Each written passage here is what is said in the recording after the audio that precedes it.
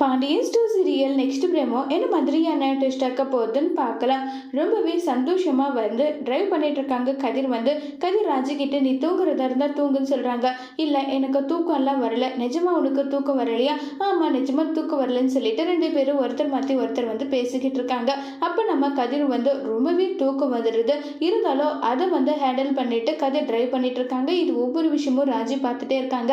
இப்ப ராஜுக்கு பிடிச்ச மாதிரி ராஜுக்கு என்ன தேவையோ அதை மட்டும் கதிர் அதை வாங்குறாங்க. ஆனால் நம்ம ராஜையை மட்டும் அவ்வளோ கேர் பண்ணி பார்த்துக்கிற கதிரால் எதுவுமே அவருக்கு தேவைக்கிறத வாங்க முடியாமல் இருக்காங்க. இது எல்லாமே ராஜி பார்த்துக்கிறாங்க. இப்போ ராஜி தூங்கிட்டே கதிரோட ஷோல்டரில் சாஞ்சிக்கிறாங்க. உடனே ராஜி எந்திரிச்சு சாரின்னு சொல்லிட்டு இருக்காங்க.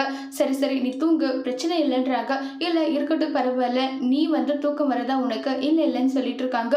உடனே ஒரு பக்கம் கதிர் தண்ணி எல்லாம் முகத்துக்கு தெளிச்சிட்டே இருக்காங்க. உடனே கதிர்கிட்ட ராஜி கேட்குறாங்க, எதுக்காக நீ இப்படி கஷ்டப்பட்டு இப்படி வண்டி ஓட்டணுமான்றாங்க.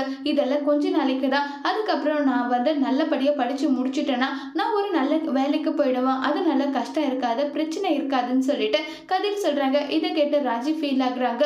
இப்ப நல்ல ஒரு ரூம் ஒரே ஒரு ரூம் தான், ஆனா நான் ஏசி ரூம், பெட்ரூம் அது எல்லாமே நல்ல சேஃபா தான் இருக்கும், அங்க போகலாம், ஒரு டேக்கு மட்டும் நான் அமௌண்ட் கட்டியிருக்கேன்னு சொல்றாங்க. சரி ஒரு பிரச்சனை இல்லை, நம்ம போகலாம்னு சொல்லிட்டு அங்க போனா உடனே ராஜி நீ ஃப்ரெஷ் அப் ஆயிடுன்னு சொல்லிட்டு அங்க இருந்து போறாங்க. உடனே ராஜி பயப்படுறாங்க. இல்ல இல்ல நான் விசாரிச்சு பார்த்துட்டு நல்ல ஹோட்டல்ன்றதுக்கு அப்புறமா தான் நான் ரூம் புக் பண்ண, ஒன்றும் பிரச்சனை இல்லை, நீ ரெடியாக நான் வெளியே இருக்கேன்னு சொல்லிட்டு அங்க ராஜிக்கு பத்திரப்படுத்திட்டு கதிர் வெளியே போயிடுறாங்க.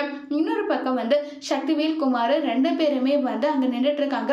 அப்ப செந்தில் போயிட்டு சக்திவேல் கிட்ட என் பொண்டாட்டி கிட்ட தேவையில்லாத பிரச்சனை பண்ணினா நடக்கிறதே வேற நல்லா சொல்லி ரொம்பவே கோவப்பட, உடனே குமார் நான் அப்பா கிட்ட பேசி சொல்லி என்ன ஏதுன்றத புரிய வைக்கிறேன், நீங்க போங்க மச்சான்னு சொல்லிட்டு அங்க இருந்து அனுப்புறாங்க. உடனே சக்திவேல் குமார் கிட்ட என்னடா இப்படி பேசிட்டு இருக்க, அவனை வெட்டு ஒன்று துண்டு ரனன் போட்டிருக்க வேண்டாமா? அப்பா நீங்க என்ன சொன்னீங்க, அரசியை என் கைக்குள்ள வரணும்னா இதை பண்ணதான் ஆகும்னு சொல்லிட்டு குமார் பிளான் போடுறாங்க. அதோட இந்த எபிசோட முடிச்சிருக்காங்க.